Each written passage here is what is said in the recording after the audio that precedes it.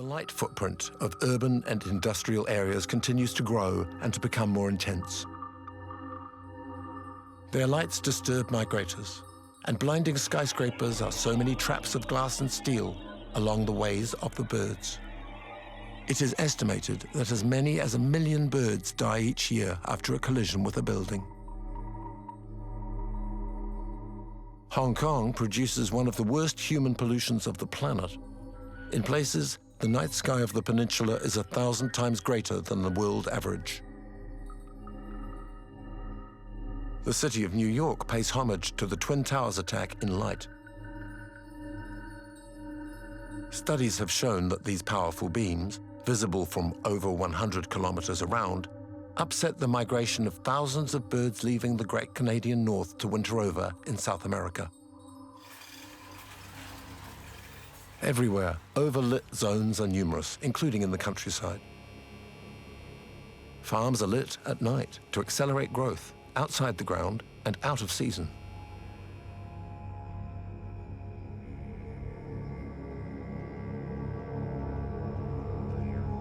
In the Brittany countryside, immense greenhouses are lit either with yellow lamps to favor flowering or by red and blue LEDs to produce a violet light to increase gains. Here we are 20 kilometers away from Lyon, and you can, however, see the halo of light which spills out well away from the city. And when you try to measure the intensity of darkness in the sky, you can see it's 17.04. That's extremely luminous, because a dark night should normally be around 22. The higher the number on the light meter, the darker the sky. In the Lyon CNRS laboratory, Thierry is studying the influence of light pollution on toads.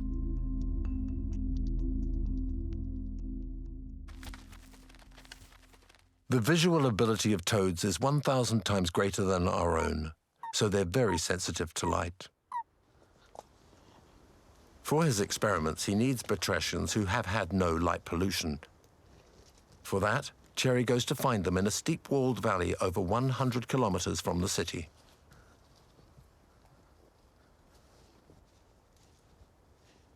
We'll take a look to see what the light level is. 21.02, that's a pretty dark sky.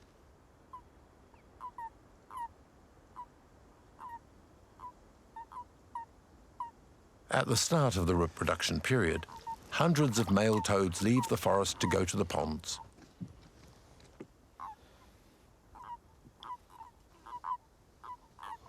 The females, much less in number and much larger, also go to the pools where they will lay their eggs.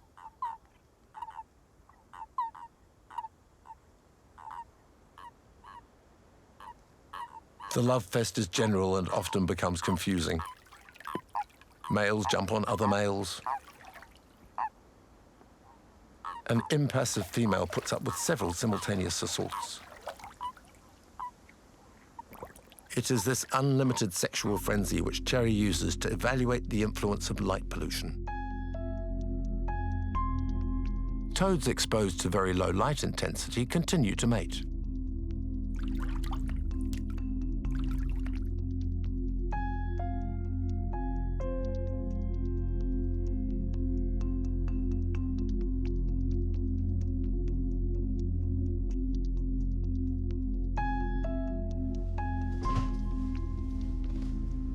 In another room, the toads are exposed to higher light intensity.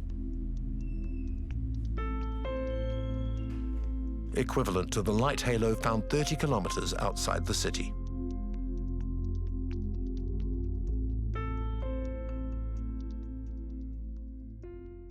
Here we see that males exposed to light pollution have difficulties mating with the females. They have problems hanging on. And we've showed something more serious, which is that this affects the fertilization rate of the eggs, and so the population is at risk of declining afterwards.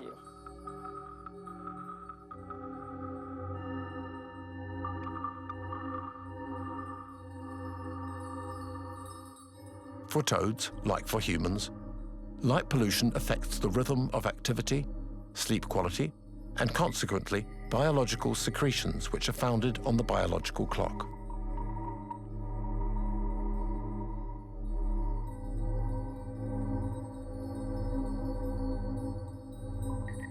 The team recently made a worrying discovery. Light pollution affects the expression of genes in the common toad, and in particular genes linked to immunity. And so light pollution could bring about a collapse of the population.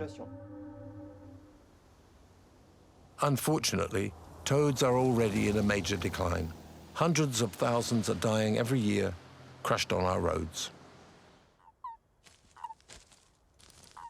Every spring comes the clarion call of the species. Males and females leave the forest, cross the asphalt, and hurry to the ponds where they give themselves over to a fecund bacchanal.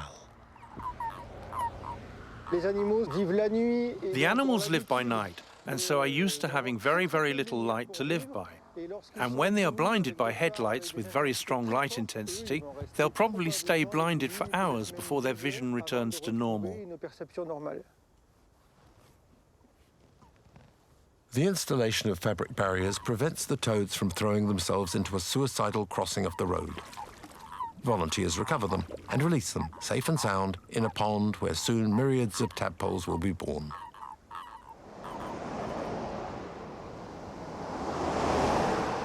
In France, green toads and common toads are the main victims of the roads. But they're not alone. Barn owls hunt small animals and insects close to the lights of the road. Blinded by vehicle headlights, many are struck down in full flight. The greater horseshoe bat, a bat of 30 to 40 centimeters wingspan, very common in Europe, flies just above ground level. It also pays a heavy tribute to road traffic.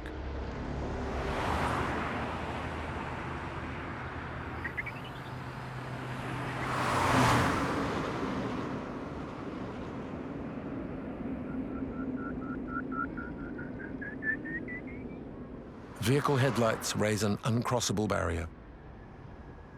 Scientists have found that their hunting ground is considerably reduced by the illumination of a road or a path.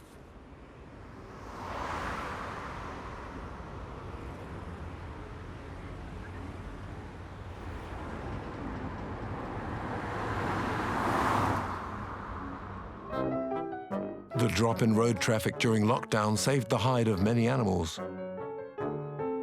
In Europe, it's estimated that death-causing collisions dropped by 30%.